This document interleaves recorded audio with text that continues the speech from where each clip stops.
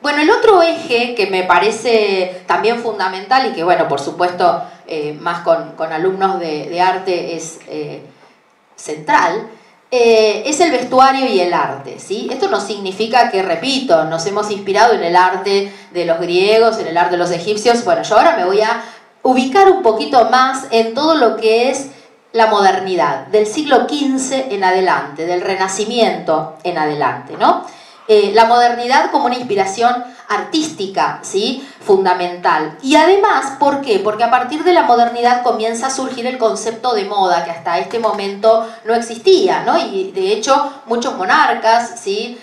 Muchos reyes van a empezar a como marcar tendencia, como diríamos hoy, ¿sí? A marcar una línea del diseño. Con lo cual, la moda en Europa y todo lo que es el diseño va a comenzar a experimentar un cambio sustancial, ¿sí?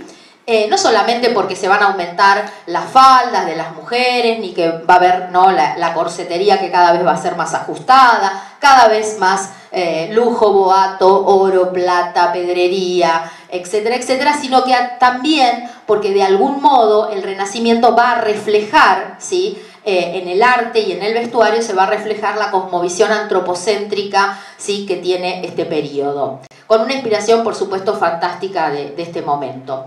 Bueno, yo rescaté uno de los trajes de Dolce & Gabbana que trae a colación la flor de lis, bueno, la simbología que viene de la Edad Media en realidad, como podían ser las gárgolas, ¿sí?, incluso la serpiente o figuras fantasmagóricas. Pero bueno, se me ocurrió traer también esto como traje masculino, ¿sí?, con el color rojo, que era el color de la autoridad en este periodo, ya no es tanto del fuego, ¿sí?, ni del desierto como lo veíamos en Egipto, y por supuesto, ¿no?, la pedrería, las coronas, el uso del oro, el uso de los encajes, ¿sí?, por eso estas gorgueras o estos cuellos isabelinos que son tan característicos entre fines del siglo XV y el siglo XVI, en donde encontramos también perlas, ¿no?, diademas de perlas muy propios del Renacimiento, piedras preciosas, coronas, ¿sí?, encajes, y ya la tapicería, es decir, el género de tapicería, un género mucho más pesado, mucho más denso, con brocatos, con géneros labrados y con una mayor estructura en los vestidos. Por eso hablamos también acá ya de un traje arquitectónico, ¿sí?, que incluso iba con el guardainfante o el verdugado, ¿no?, con ese armazón debajo para generar esa estructura. Y no nos olvidemos que unos siglos antes, en el siglo XIII, ya comienza esa diferenciación entre el traje femenino y masculino, que hasta ese momento claramente no había tanta diferenciación. Ahora se va a establecer, ¿sí?, el traje femenino y el traje masculino, es decir, hay una diferenciación bien clara, qué tenía que usar o qué podía usar uno como el otro. Bueno, pero en esta época no podemos dejar de hablar de Luis XIV, ¿sí? Luis XIV, rey de Francia, el conocido Rey Sol, es claramente uno de los impulsores y promotores del arte, de la moda. Para que se den una idea, él había creado una serie de muñecas de porcelana que andaban por todo Francia para mostrar los diseños de moda que se utilizaban en Francia, ¿no? Entonces recorrían esas pequeñas miniaturas de muñeca, iban con una especie de escaparates recorriendo todo Francia, porque fue uno de los impulsores del arte, así como de las fiestas, ¿no? Por supuesto, mandó a construir el Palacio de Versalles para tener mayor comodidad para sus banquetes, pero el gusto por la danza, por el teatro, por la poesía, por la música, va a crear lo que se llama el ballet cortesano, y de hecho es él también, ¿no?, intérprete y montador de esos espectáculos, ¿no? Participaba y mucho de las ideas de ese espectáculo, pero también tenía a alguien más, ¿no? En la parte del ballet final, ¿sí?, hay una gran importancia que se le va a dar al vestuario, por eso a partir de ahora podemos decir que de algún modo comienza a haber un vestuario fantástico. Mientras que en Egipto, en Grecia, nosotros podemos considerar, ¿no?, que del modo en que eran representados los dioses, los faraones, bueno, le podemos asignar una especie de vestuario fantástico, no existía el término o la construcción de ese concepto como lo entendemos hoy en día. A partir de ese momento, si bien no tenían todavía el concepto, pero ya podemos hablar de un vestuario fantástico, es decir, con una intencionalidad que no era una prenda para ser usada en lo cotidiano, ¿no? Obviamente, ¿qué va a abundar? Bueno, es la época, ¿no?, del siglo XVII, del barroco, es el momento de mayor ostentación en el mundo europeo, las pieles, como es el caso de la piel de arminio, los tejidos en oro y en plata, las máscaras, las formas complejas y también el mostrar, ¿sí?, el poder de las monarquías europeas. Henry de Gizeh es la persona, vieron que yo recién les dije que Luis XIV no iba a estar solo en esta cruzada, ¿no?, que le encantaban las fiestas, pero bueno, va a elegir a un señor que era un dibujante, era un ingeniero y además diseñador francés que va a trabajar en la corte de Luis XIV. Y Henry de Gizeh lo va a designar Luis XIV como miembro de la Cámara, ¿sí?, y del gabinete del rey, es una persona de suma confianza, ¿no?, próxima a él, ¿no?, que era el responsable no solamente de hacer los bocetos, los diseños y de dirigir la confección de los trajes, sino también de armar el evento, de controlar los eventos que se hacían, ¿no?, y diseña y controla toda la ejecución de los eventos. En esta imagen vemos un diseño de Henry de Gizeh para el ballet de la Nuit, ¿sí?, que es una de las obras que se van a presentar durante el periodo de Luis XIV. En esta otra imagen, ¿sí?, vemos el diseño de Henry de Gizeh para Luis XIV, porque Luis XIV también, ¿no?, se colocaba esos diseños, y de acá viene el nombre de Rey Sol, porque le va a diseñar su traje, ¿sí?, como el dios Apolo, el Rey Sol Apolo. Y tiene todos los elementos, bueno, el plumaje, ¿sí?, la corona con esta especie de rayos flamígeros, ¿sí?, como si fueran del sol, el sol en la parte central de su traje, el color dorado. Bueno, de esta manera Luis XIV se consagraba como el Rey Sol, ¿sí?, de Francia, ¿no? Y bueno, el espectáculo duraba bastante tiempo, generalmente arrancaba con la caída del sol y culminaba cuando el sol ya se levantaba, ¿no?, alrededor de 45 bailes. Bueno, era un despliegue, ¿sí?, muy importante, con lo cual no solamente Henry de Gizeh, sino todo, la nobleza y los cortesanos parisinos y Luis XIV tenían sus fiestas. Pero también Henry de Gizeh va a inspirarse en la moda del ringgrave, hermosa moda para los caballeros del siglo XVII. No le faltaba nada a ese señor, tenía el lazo, el encaje, la peluca, la pluma, el rosetón en el calzado, el moño, la calza, la media de seda bordada, el taco, es decir, era un arbolito de Navidad, más o menos. Bueno, inspirado Henry de Gizeh, ¿sí?, precisamente en esta moda barroca del ringgrave, que es un poco de la última etapa, realiza estos diseños de la boda de Peleo y de Teti, ¿sí?, con plumajes, por supuesto, encajes, ¿no?, tratando de algún modo de emular ese diseño, bueno, el talí, ¿no?, distintos elementos que hacen al traje barroco. Bueno, también la pintura, ¿no? Vieron que hemos hablado de los frescos, del mosaico, de la vidriería. Bueno, Pietro Longhi, por ahí no es, o sea, yo traté de traer cosas que por ahí no son las más comunes. Pietro Longhi es un pintor, ¿sí?, grabadista veneciano, que muestra mucho todo lo que es el costumbrismo, ¿sí? Podemos ver imágenes de escenas de la vida cotidiana, incluso escenográficamente.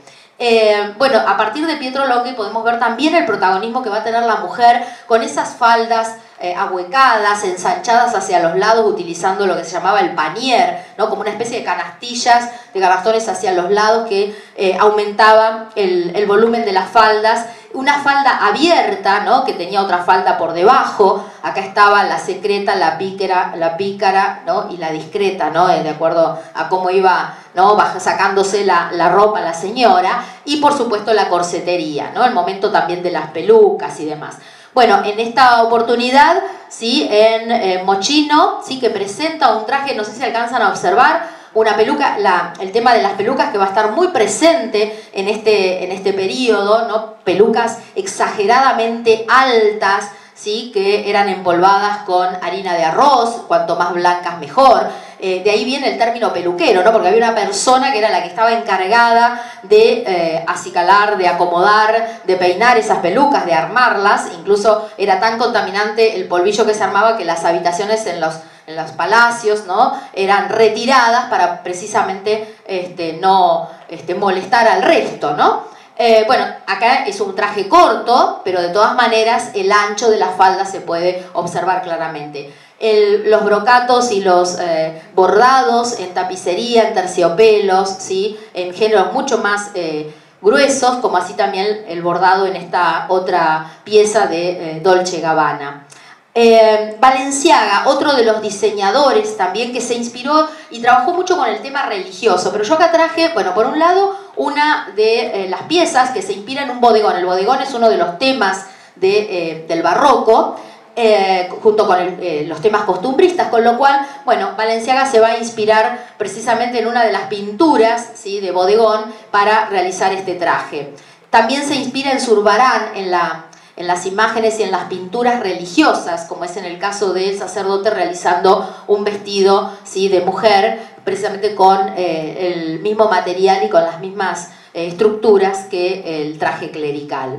Una de las diseñadoras más revolucionarias, podríamos decir, del siglo XX es Vivienne Westwood. Vivienne Westwood es una diseñadora de la corriente del punk, la líder de la corriente del punk, de una de las vanguardias artísticas del siglo XX, que también se va a inspirar y mucho, no solamente en el barroco, pero también en el rococó, ahora lo vamos a ver más adelante, bueno, en este caso con inspiración barroca, un vestido de novia que realiza también inspirado en aquellos vestidos de María Antonieta, con muchos repliegues, con rosas, con el famoso tocado Minerva, que fue característico también de María Antonieta. María Antonieta, que además, al igual que Luis XIV, tenía Madame Bertin, que era su propia diseñadora, que también le había dado un lugar como ministra de la corte en Francia. Y por el otro lado, bueno, también en esta otra imagen, otro diseño de Vivienne Westwood, inspirado también en la corsetería de este momento.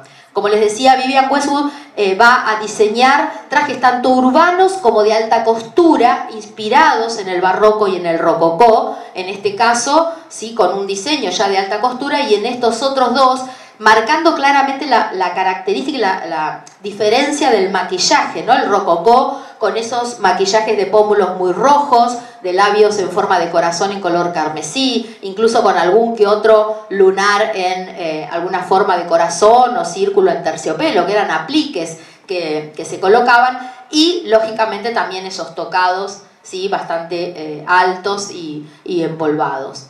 Bueno, este es un diseñador que ahora últimamente está dando como mucha, digamos, no es de ahora, de ayer, pero sí tiene una gran relevancia, que se llama Bob McKee, que es un diseñador norteamericano, que ha diseñado una serie de vestuarios, tanto para las pasarelas y para las alfombras rojas, por ejemplo, de los Oscar, como para muchas de las películas que tenemos por ahí, conocemos, y se inspira en muchos casos, en esta oportunidad, en el traje de Queen Elizabeth, de la reina virgen de Inglaterra, y realiza justamente esta obra. No sé si le alcanzan a ver que tiene unos anteojos en la parte que está colocándose los anteojos. Esto se llama cuello Medici, es una variante del cuello isabelino, de esa gorguera de encaje que era habitual también en el uso de Isabel de Inglaterra. Y por supuesto la estructura, la geometría, la triangulación que tiene el traje, ¿sí?, en esta forma superior del corsé tan apretado y esa falda, ¿sí?, totalmente voluminosa hacia los lados, por supuesto con la gorguera y demás.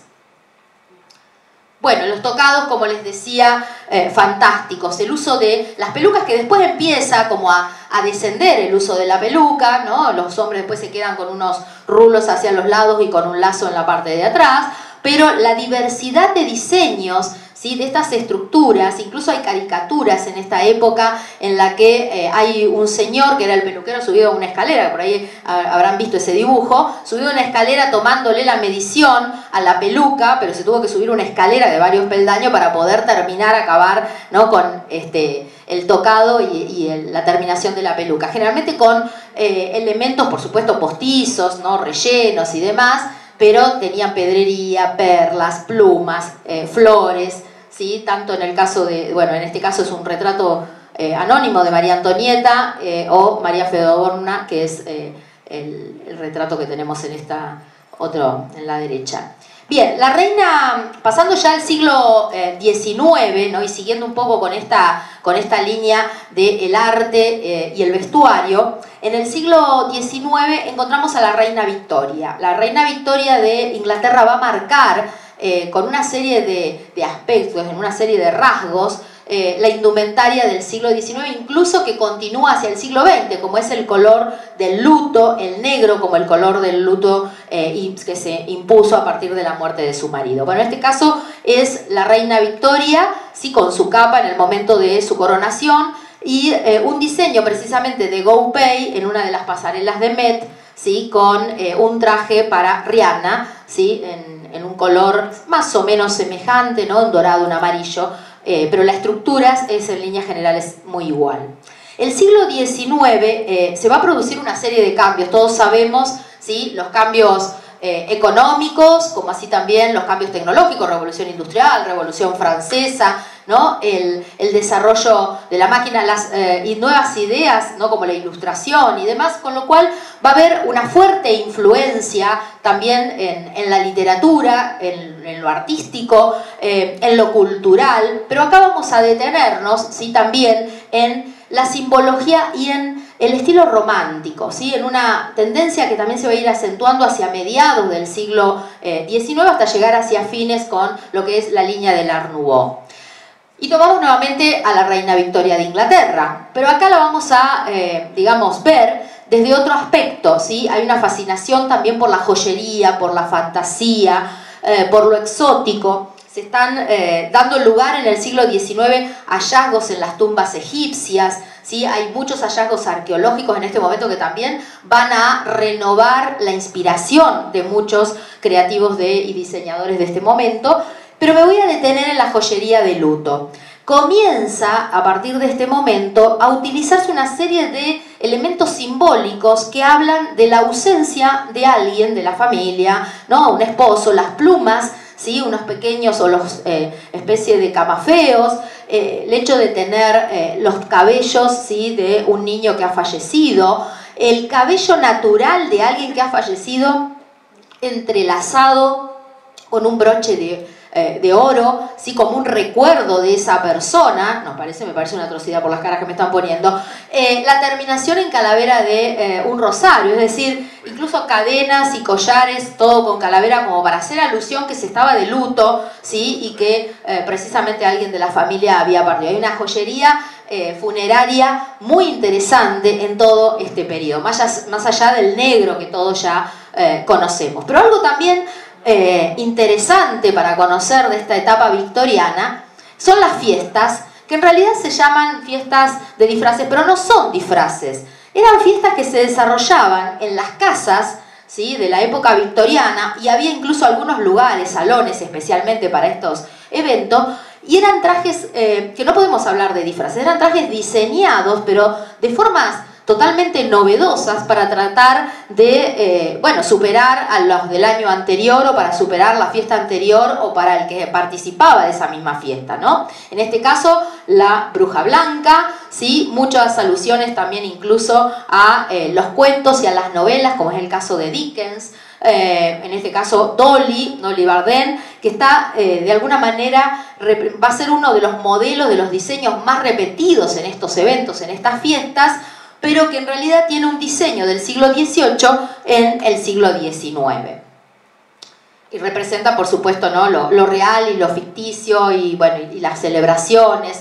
De hecho, bueno, las personas los recibían, ¿no? Los anfitriones de las casas, cuando se hacían en las casas, los recibían, ¿no? Con todos sus atuendos y los esperaban, bueno, con todas las novedades, a ver qué podían traer de novedoso sus invitados. Se hacían los famosos ballroom, los bailes de salón, ¿no? Eran eventos como muy interesantes sociales de la aristocracia británica.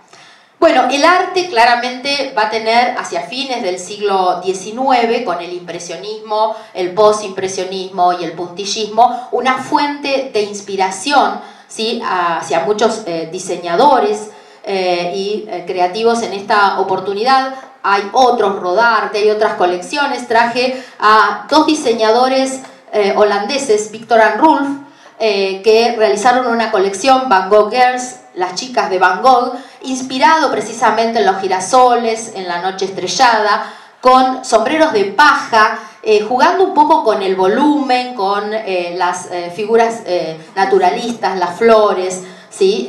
Y incluso con un poco rompiendo, ¿no?, con ese espacio, sobrepasando el espacio corpóreo, ¿no?, extendiéndose más allá de lo que el cuerpo ocupa.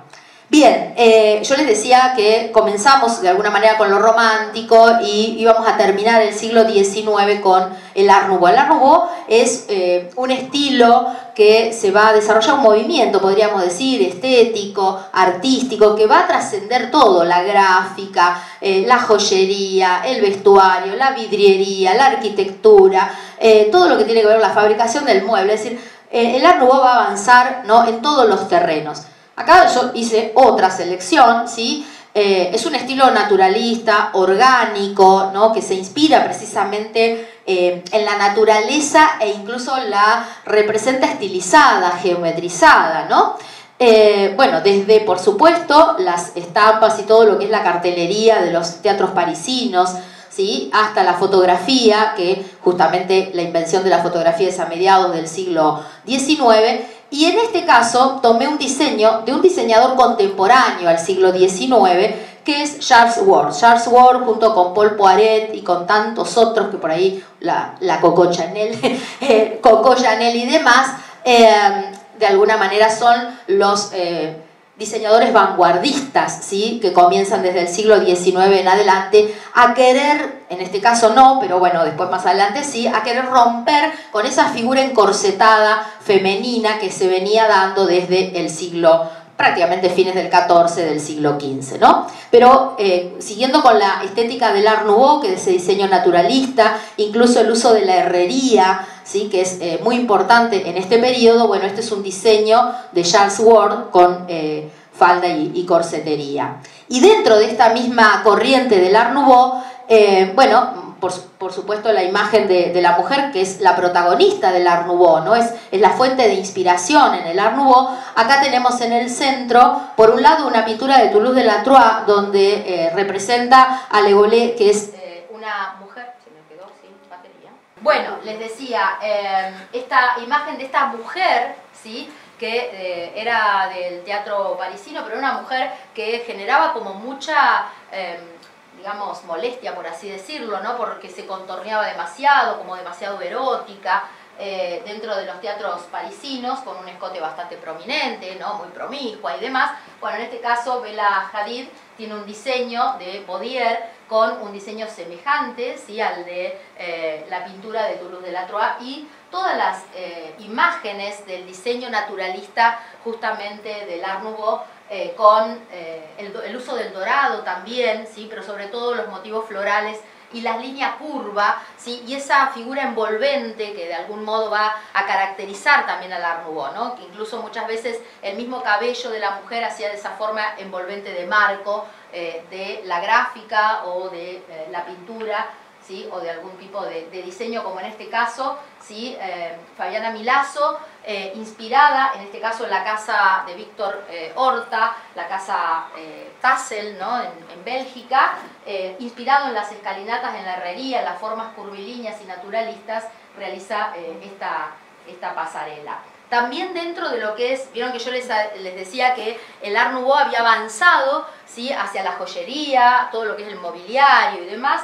Bueno, rescato el Jardín Encantado, que es una colección también de Dior, en donde se veía no solamente flores, sino que toda la espacialidad, toda la escenografía estaba preparada, ¿no?, para justamente recrear ese Jardín Encantado, y los personajes también de los insectos, sobre todo las libélulas, que van a ser, ¿no?, estas figuras. En este caso es una joyería, es un broche de René Lalique, que es uno de los tantos diseñadores de joyería del Art Nouveau, pero bueno, van a ser también tanto como fuente de inspiración por sus colores, el uso de piedras preciosas, el uso de oro.